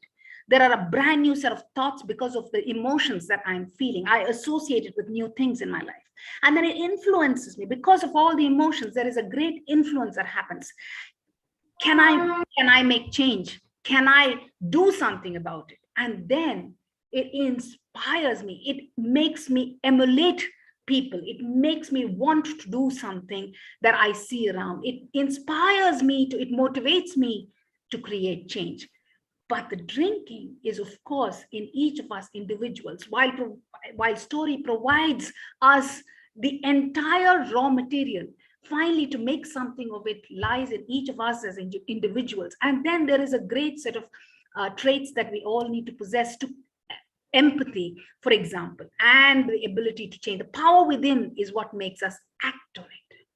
But in order for me to act, I need meat, I need the raw material for it. And I think stories are where it all begins and takes us very near the edge of change, very near the edge of transformation.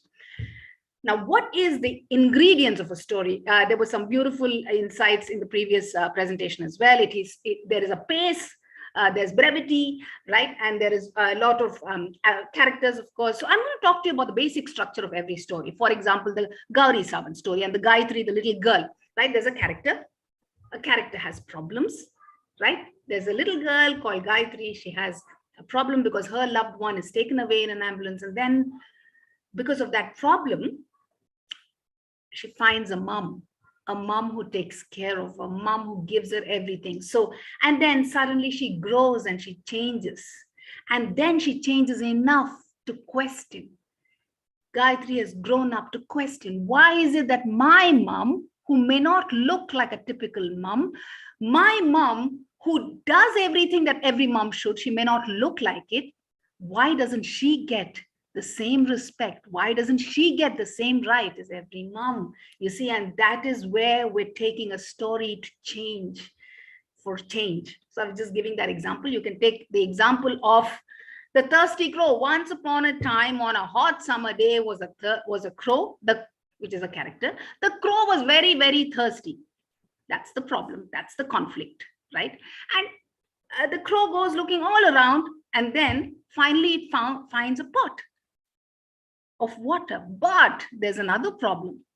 The water is really at the bottom, and therefore it uses its mind and thinks of a great idea, and it puts stones inside, and the water keeps rising until the water comes right up to the top. The crow drinks that water, and transformation. The thirst is gone. The crow flies away happily. You see? So that's how every story goes. Now, for a business story, to answer one of the questions that Manisha ma'am put, can I be a voice for somebody? Now, some of the things that are important for us to even begin to lend voice to somebody else is, how authentic am I? These are the building blocks of being a storyteller and the keeper of truth. Storytellers are the keepers of truth. Anybody who keeps the truth and says it as a story is a great storyteller. Are you factual about what you're saying? Are you authentic? Do you feel a sense of empathy? Are you putting yourself in the other person's shoes, deep enough in those shoes, feeling every little crevice inside that shoe, feeling every crack in that shoe, feeling every boil and that shoe bite that they are feeling? And then are you able to bring forward your purpose and call your audience to action? Are you able to call them to action because of the story that you're actually telling to them? That is the power of telling a story and ensuring that you are representing another person's voice and still being true to them. Now, this is the first step. And like the question was asked, there is a lot more that's required when you are representing, when you're giving voice to somebody else. Just for you to do some homework, some of the greatest business storytellers are here on your screen. Indra Nooyi is my favorite. She's also come out with a book. And what really inspires me about what Indra Nooyi does is the sense of vulnerability that she brings. She brings vulnerability no matter how high she flies, no matter what everything that she's achieved.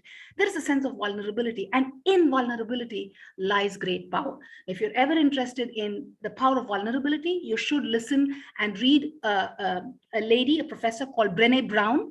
She talks about the power of vulnerability, and there's also a great TED talk by her. Those who are vulnerable. Sorry, although you make us feel that it's 9 a.m. and not 9 p.m. with your energy, but definitely please conclude. Last 1 minute. Okay, so this is what I really had. Jack Ma, I hope we find him back soon, because he's a great business storyteller, and he's gone missing. I really do hope that he comes back, because he tells the greatest story. Steve Jobs, he's not with us, but his stories lives on. I'm going to end with one Zen story. Okay, so a Zen story is a wisdom story. A wisdom story is one which is profound in its truth.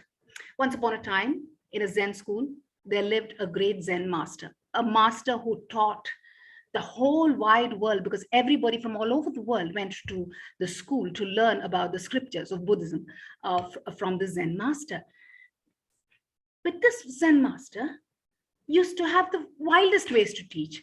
He would never open the books. He would never sit and lecture. He would go out and he would look at the birds and the bees and the butterflies flitting from one flower to another. He would look at the sun rise, and then he would speak and he would tell about the ways of the world. He would talk about life, and he would talk about all those things which inspired everyone, and everyone would just look rapt in attention as he spoke, except for one student. Now, this one student was very interested in becoming a master just like his master. And he would wait for his master to finish so that he could go back to the scriptures. And he wondered why the master had all of these stories to tell when he should be teaching the scripture. And so one day he waited for the master to give him time. Everybody left, and he asked, "Master, I have a question," he said. And the master looked at him and he smiled. He said, "Yes, do ask." He says, "Master, you know how much I want to be a master like you. And I want to learn it quick. I want all the knowledge. Why is it that you're not focusing on the scriptures and just giving it to us? Why is it that you're doing all of these things, these stories and all of the looking around the world? Why are you so curious? Why don't you just tell me what it is?" And the master looks and smiles with infinite wisdom, and he says, "Can you get me some tea?" Now the student's a little surprised. He's asked a question, and instead he's asking for tea. But, well, he's a master and he respects him deeply. So he says, "Yes, master." And he goes inside, respectfully brews a cup of tea, and he brings it and he hands it over to him in all reverence. "Here, master," he says. And the master looks and says, "I asked for the tea. I didn't ask for the cup." And he says, but that's not. And as he's saying, "That's not possible," in that moment, that student finds his enlightenment. You see, knowledge is like that tea. But for knowledge to be consumed, to transform, to inform, you need a container. And stories are great containers of truth. Stories are great containers of knowledge. And I hope that each of you learn to tell your truth, learn to pass your knowledge forward through stories, because that's how we can transform this world and make it a better place. Thank you for your time, and thank you for listening. Thank you, Tanu, for coordination. Wonderful. Thank you so very much. It was a pleasure listening to you. It was so power-packed, speech and discussion. I really didn't want you to stop, but then we have our own time constraints, and sorry, I had to interrupt you in between. But definitely you've woken us all up, and we are geared up for the next speakers. So we'll move ahead. Thank you so much, Ms. Aparna Atreya, for taking out the time and at such a short notice that we connected. Thanks a lot. We will move ahead, and we have our next paper presentation in queue. We have Dr. Juhi Pathak, Assistant Professor, Department of Mass Communication, School of Media, Films and Entertainment, Sharda University. The topic of our presentation is the evolution and current status of IT Act in India. Through her research, she explores the provisions of the Act with special emphasis on Section 66A. Without taking much time, over to you, Dr. Juhi. Thank you so much, ma'am. I'll share my screen.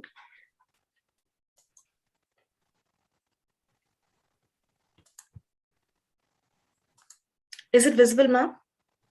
Yes, it is. Yes. Good evening, respected chair and other stalwarts of media and journalism in the panel, and respects to dignitaries in the audience. The topic of my discussion today is the evolution and the current status of IT Act in India. I just have 5 minutes to present, so I would like to now directly take you through my presentation. I would start with the operational definition of the term information technology, which I use an acronym SAS. It's storing, accessing, analyzing, and sending information through electronic equipments. The paper has also explored the role of UN through its model laws. As India was a signatory to the United Nations Commissions on International Trade Law, we'll be referring to that as UNCITRAL from here on. India has adopted its model law on electronic commerce based on which the IT Act was drafted.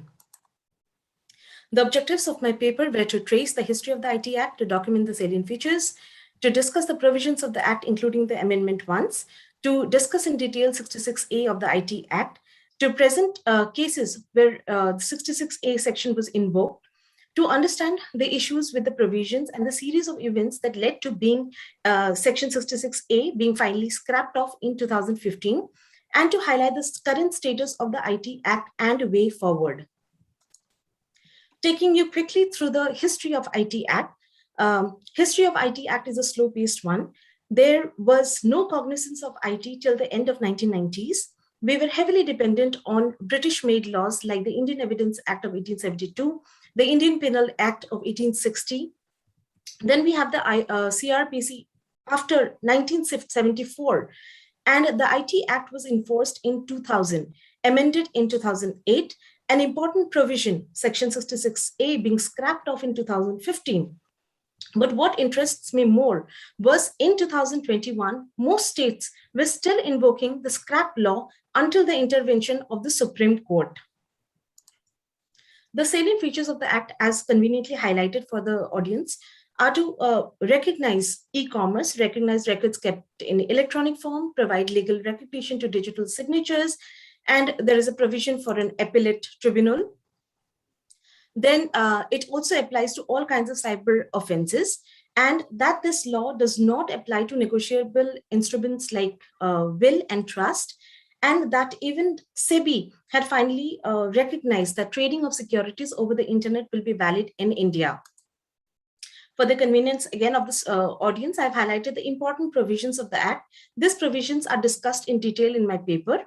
From section 43 onwards to section 73. These are the most important provisions of the Act that talk about tampering of the computer source documents, hacking, publishing obscene information in electronic form, and the penalty for misrepresentation. Taking you again quickly through the amendments that were brought in 2008.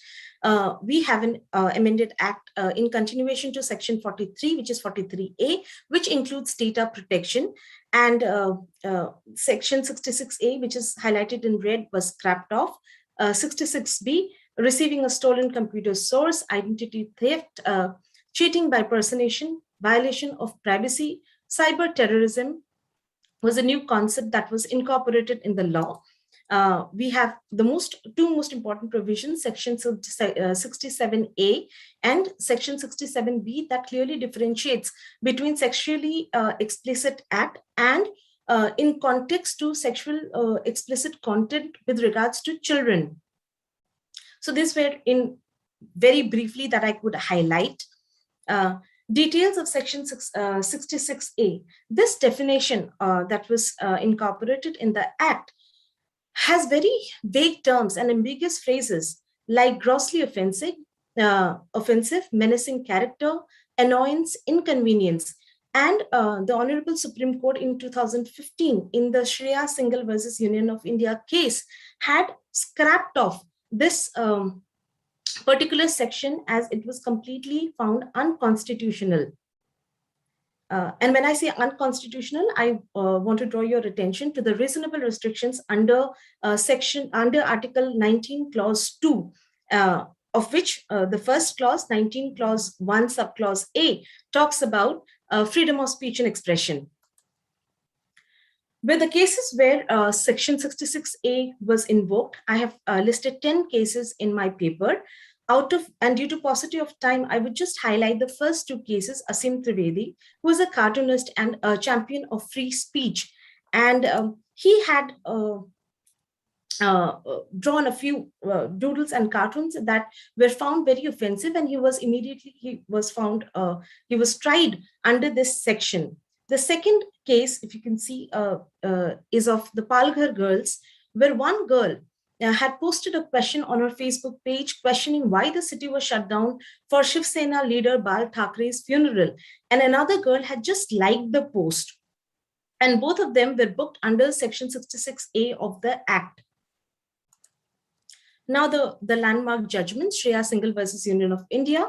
This is the landmark case where an advocate had filed a public interest litigation challenging this provision of the IT Act on grounds of unconstitutionality. Now, Justices Jasti Chalemeshwar and Rohinton Fali Nariman on 24th March 2015 had struck down Section 66A. What is interesting is that in the judgment, there was this footnote that Section 66 has been struck down. The image is there on the slide as well, by Supreme Court's order dated 24th March 2015. And because probably it was in the footnote, Justice Fali Nariman, who was the main person who pointed out in 2021 when PUCL, Public People's Union Civil Liberties, had filed a case that how come this people are still being convicted and tried under this section when it was struck down in 2015. So 6 years prior, and we are still following that law. She is the lawyer, Shreya Singhal. Current status, a bench of, in 2021, People's Union for Civil Liberties, PUCL, had filed a PIL citing cases like the ones mentioned here, to which Justice Nariman, Justice Joseph and Justice Gabai issued notice to the center that all law enforcing organs should be sensitized in implementation of laws. So here, not only the implementation, the enforcement, but also the will of the state. And when I say state, I mean all the organs of the state should be sensitized and made aware of how laws, redundant laws should be avoided. Now, current status in 2021, in this case, it was highlighted that 810 cases were pending before district courts in 11 states, and the highest being Maharashtra 381, Jharkhand 291, Uttar Pradesh 245, and Rajasthan 192. And how, because of this ignorance or lack of will or probably lack of sensitization, how people are still suffering under the hands of law enforcement agencies who did not take cognizance of this fact that a particular section was being struck off way back in 2015. The Ministry of Home Affairs has also asked the states and the Union Territories to sensitize law enforcement agencies for the compliance of the order issued by the Supreme Court on 24th March 2015. Very quickly, summing up the entire presentation, the cyber laws have evolved in a slow pace way back from 1870s. It became dynamic after 2000, which saw implementation and scrapping of unconstitutional section. The drivers of these dynamic changes were internet boom, increased cases in misuse of IT technology-based, IT-based technology, the challenges thrown on the lawmakers on how to document evidence occurring out of cyberspace and where the boundaries are definitely blurring. And at present, IT law is robust, but there are areas of concern like implementation of international contracts and electronic transferable records. Like in one of my previous first slides, if I can take you back there quickly. This too, the ones highlighted in red, India was a signatory to the 1996 UNCITRAL law, model law on electronic commerce, and we had implemented this model law based on which our IT Act is today existing, but we have not incorporated the 2015 and the 2017 model laws. And if we incorporate that, our IT Act would be more robust in taking care of international contracts and also on transferable electronic records. With this, I think my 5 minutes are also over. And thank you so much, Dr. Dang, for allowing me to quickly take you through the evolution of IT Act and taking you to its current status. Thank you so much. I do not know if I've done justice to my paper and the presentation, and I could not make it as interesting as the August panelists here, because it is nowhere related to storytelling. And thank you so much for the opportunity. Thank you. Thank you so much, Dr. Juhi. The cases that you pointed out definitely relate to storytelling in their own way. So we can consider it as a part of it. Moving ahead, now we have a book launch, and through this book, we will be connecting with our other speaker as well. The book launch, the book that we are going to launch today at this session is the Handbook of Communication and Development, which has been edited by renowned academician Professor Srinivas R. Melkote, and our keynote speaker for the evening, an acclaimed media educator, Professor Arvind Singhal. Since Sir is also the keynote speaker for today's panel, I would like to give his brief introduction, and then probably Sir would introduce us to the book, talk about the book in brief, and then continue with his session on the art of storytelling. Professor Arvind Singhal is Marston Endowed Professor of Communication at the University of Texas at El Paso. Arvind Singhal is Samuel Shirley and Edna Holt Marston Endowed Professor of Communication and Director, Social Justice Initiative, the University of Texas. He is also appointed as William J. Clinton Distinguished Fellow at Clinton School of Public Service, University of Little Rock, AR, Distinguished Visiting Professor, Inland School of Business and Social Sciences, Norway, and Chancellor's Honorary Professor at Amity University, India. Professor Singhal teaches and conducts research on diffusion of innovations, the positive deviance approach, organizing for social change, the entertainment education strategy, and liberating interactional structures. His outreach spans public health, education, human rights, poverty alleviation, sustainable development, civic participation, democracy and governance, and corporate citizenship. He has co-authored and is also the co-editor of 14 books and over 200 peer-reviewed essays. Several of his books and articles have won scholarly awards from international professional organizations. And before I invite Sir to actually share his views about the book and on the topic of the art of storytelling, I would like to share that he is actually the inspiration behind theming this panel as the art of storytelling. So I invite Professor Arvind Singhal to introduce us to the book and also lead us to the session, the conclusion part and the most interesting part. As it is said, Sir, the best is for the last. So we are ready to hear you on the art of storytelling. Thank you, Tanu. You're very kind and gracious to say we save the best for the last. Although as a speaker, I know that when you have, Dheeraj and Professor Kamar and my dear friend Manisha and Dr. Pathak and you ahead, there's really nothing left to say because each of the previous speakers has said it and said it more eloquently. And of course, I also want to acknowledge Aparna, master storyteller. Well, anyway, here is a copy of this book. Thank you, Tanu, for launching it. Once upon a time, 38 years ago, a 20-year-old from New Delhi, India, that's me, found himself in a small university town in Bowling Green, Ohio. And he was fortunate to find a 31-year-old newly minted PhD, a professor by the name of Srinivas Melkote, who became my MA thesis advisor. We fast forward 30 years. Last year, I attended the retirement ceremony on Zoom of Professor Srinivas Melkote, who was my professor 30 years ago.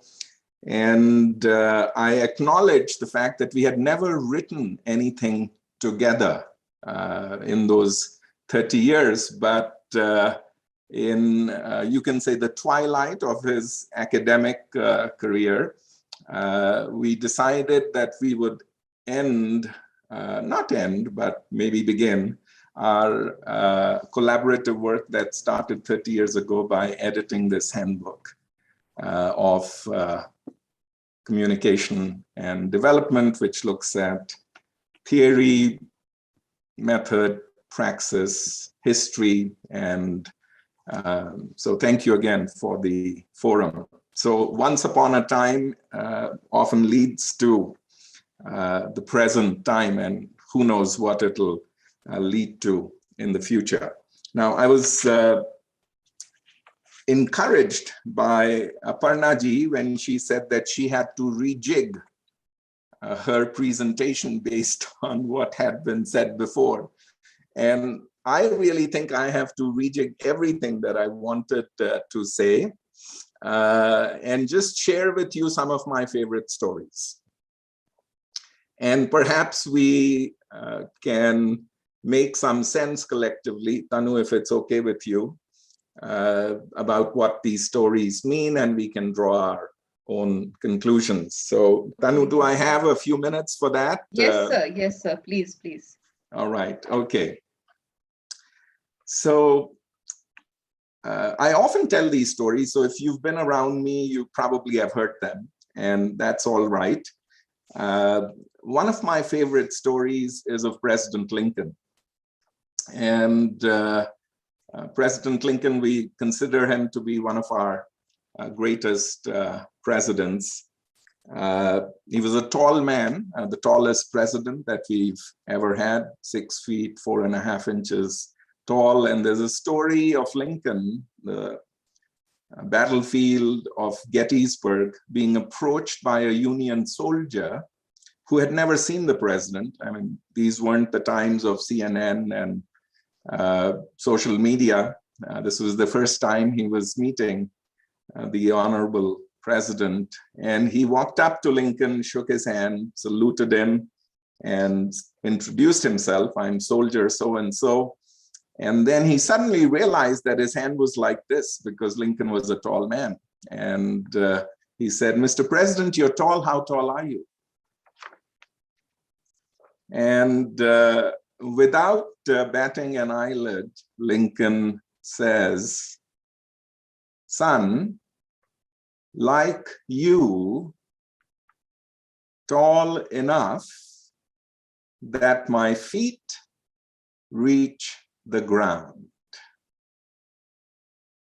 And now, you know, you can interpret this story in any which way you want. Manisha was talking about social change. Too often, for me at least, whenever I get too full of myself, this is a good reminder that here is a president, here is a commander-in-chief on a battlefield. He's apparently a tall man. That's the reason why that question was put to him. But with deep humility, he makes a connection and says, "Son, like you, tall enough that my feet reach the ground." In essence, what he's saying is there's a lot of wisdom in the common ground. Now, if you're in a class of mathematics, and I am very eager to learn more about Aparna's work and mathematical storytelling, the reason why Lincoln uses the notion of the common ground, if you go deep back, you will learn that Lincoln never went to school like you and I. He was an autodidact, learned things on his own. So he read whatever he could. This is 160, 70, 80 years ago. And one of the things that he learned about very early in his life was from Euclid's 6 volumes of geometry.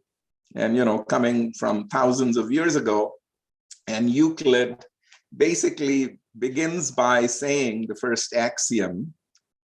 So here we are getting into storytelling in mathematics classrooms, that the first axiom of Euclid is that things that are equal to the same thing are equal to each other. And in order for things to be equal to the same thing, you have to have a base, a common ground. And so a lot of Lincolnian thinking emanates from that. Some people even say that the notion of the Emancipation Proclamation issued by President Lincoln comes from that same notion that if you are a human and you chose not to be born, but you are born, then you begin at the same plane, no matter what your race, the color of your skin, what social strata of life you come from. So anyway, that's one of my stories. Tanu, we have time for another one or two? Yes, sir, we do. Okay. Always listen to the butcher moderator. That was the kindest butcher moderator I've met. Here's a Gandhi story then. I have many favorite stories of Bapu, but the one that I love to share is, he traveled third class when he was father of the Indian nation and didn't take more space than any other person would take in third class, by train that is. And too often parents' generation or my grandparents' generations, you can imagine, they would say, Bapu, why do you travel third class? Right? I mean, we as a country can do better. I mean, here in the US, Joe Biden has a plane that's called Air Force One, and Jill Biden is called First Lady. The chopper that takes off from the South Lawn of the White House to go to Andrews is called Marine 111. Bapu, why do you travel third class? And his response always was, I travel third class because, as you know, there is no fourth class. I travel third class because, as you know, there is no fourth class. And now again, if you want to go deep into Gandhian way of thinking, he was deeply inspired by people. One of the people whom he was deeply inspired by was Henry David Thoreau. We know about Walden Pond. We know about civil disobedience of Thoreau, not paying taxes during the American-Spanish War. And also Gandhi was deeply inspired by Ruskin, John Ruskin, and his work on Unto This Last. And I think what made Bapu a great leader was that he lived like a poor man, and hence could see the value of salt, which a poor man needs more than the rich to take on the British government, bringing in a little bit of his legal training by writing to Lord Viceroy Irwin and saying that, my brother, taxation of salt, on which we know the British government had a complete monopoly, production, manufacturing, retail. Taxation of salt is inherently immoral because it places a differential burden on the poorest of the poor, given the poor need it more than the rich. And that kind of a sensibility doesn't come unless you travel third class and unless you only travel third class because there is no fourth class. Tanu, I'm going to end with one story, and maybe through these three stories, we can try to connect a few things. I do have a Texas hat. I was inspired to pull that out because of Professor Kamar's story about hats. I'm going to throw it at you virtually, and let's see if any come back. Although we have all learned from our great grandfathers, that may not happen. I was deeply inspired by Manisha's notion of ethic of care. And Aparnaji also referred to that. My favorite story about the ethic of care, Aparnaji's just showed up. I know you were there, but it's great to see you, is a story of, you may have heard of, know the work of cultural anthropologist Margaret Mead. And, Mead was the curator, the director of the National Museum of Natural History in Washington, D.C. for decades, and was, of course, an outstanding scholar. And they had students around them. So once Margaret Mead, the cultural anthropologist, was asked by a student a rather deep question. The question was, Dr. Mead, what object represents, in your view, the first sign of civilization in ancient culture. And Mead, she's a professor, she's scratches her head and pauses and thinks about this and says, the first sign of civilization in an ancient culture was certainly, for me, a femur. A femur is a thigh bone. And she says, a femur that had been broken and then had healed. And, the students like, well, a femur, a thigh bone that was broken and healed. And Mead went on and she explained, she said, in the animal kingdom, if you break your leg, you die. You cannot run away from danger. You cannot get a drink of water or hunt for food. You're basically dead meat. In essence, saying that no animal survives a broken leg long enough for the bone to heal. And so she says a broken femur that has healed is evidence that someone has taken time to stay with the one who fell, has bound the wound, has carried the person to safety, and has tended the person through long weeks of recovery. Helping someone else through difficulty is where civilization starts, Mead said. Okay, so as I said, whatever needed to be said has been said and has been said more beautifully and more eloquently, but these are some of my favorite stories. I've often thought about why these stories, and you can draw your own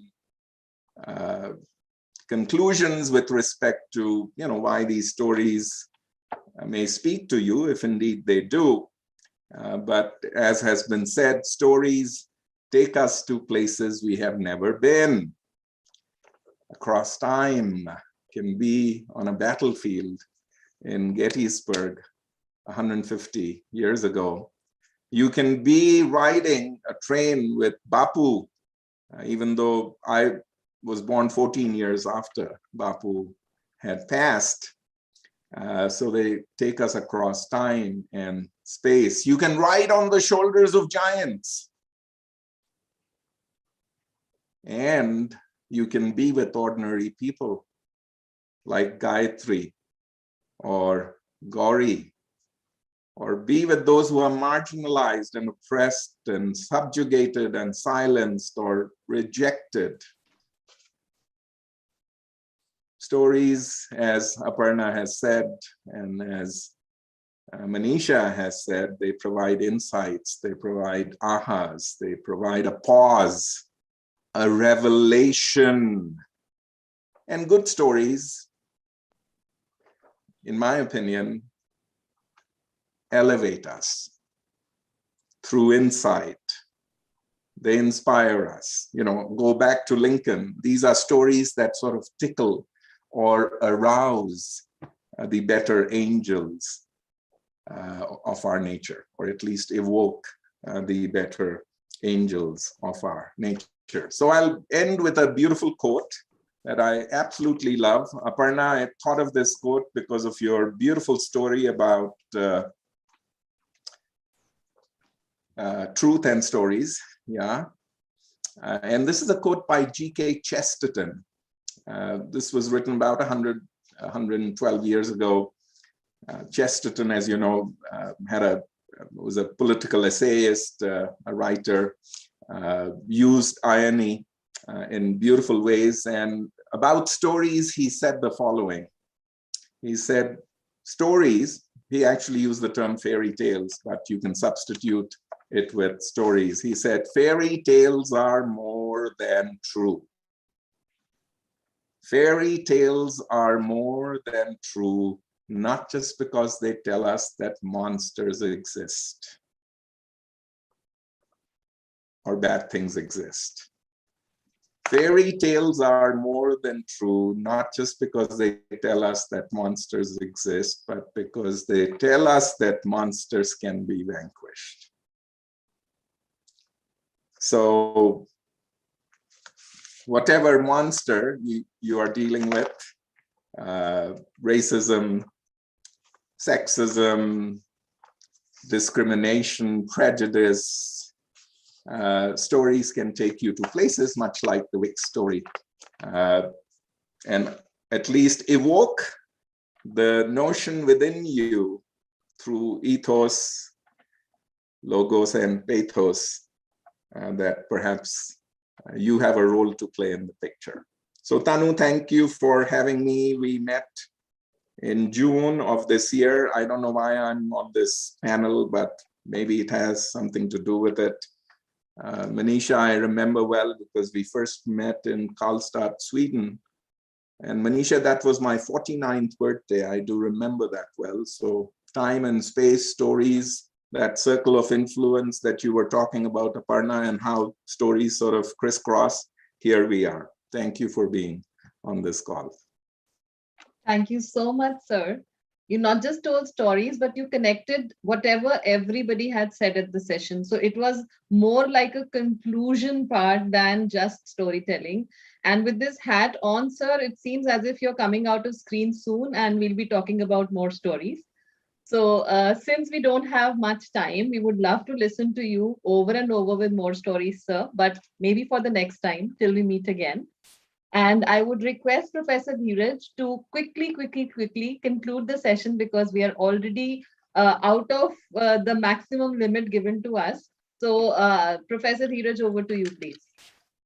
Yeah, thank you, Tanu. So just taking from where Professor Singhal ended, today's session, in fact, made us feel like our really early ancestors who used to sit around the fire in the evening and sort of exchange stories, except we are not back in that time. We are here in the 21st century, but the feeling is really the same. So thank you, Tanu, for sort of lighting the evening fire for us and engaging us in such a stimulating, really stimulating conversation dialogue across time zones and in different places, bringing us together. Thank you, Professor Ujjwal Chaudhary, for making this sort of amazing session possible. Thank you, GMEC. Professor Farkan, for joining us and sharing about his, even though he said he's no expert, but he turned out to be quite an expert in the realm of storytelling. Professor Manisha Pathak, again, for bringing us such evocative and wonderful stories, both in the video format and also in your work that you're doing at MICA. Aparna Atreya again mesmerized us with the power of stories and how stories can transform, how truth actually met story once and how the journey has continued and unfolded ever since. Dr. Juhi Pathak for telling us about her research about 66A, which we all agree is a very sort of unfair section which was introduced in the IT law. And big congratulations to Professor Singhal for his book, and also wonderfully tying up this whole session with his wonderful insights about from Lincoln to Gandhi. So in that sense, tying it up very nicely, wonderfully. Thank you all for being part of this session. And thank you once again, Dr. Tanu, for initiating this. Thank you so much, Professor Dheeraj. Special thanks to GMEC for giving me this opportunity to moderate the session. And a big thanks to Professor Ujjwal Chaudhary and Dr. Umashankar Pandey, who guided me throughout in organizing the session, getting in touch with the experts, and handling the minutest details of the session. Special thanks to all the panelists. I know it was a short time, but everybody agreed. And since we were given the opportunity to reach out to the panelists, I'm so thankful that all of you agreed to be a part of it. And I'm definitely sure that like this panel, the future sessions are going to be power-packed as well. So thank you one and all. Sorry for exceeding the time a bit because everybody was such a marvelous speaker. It was so difficult to say cut and pack up.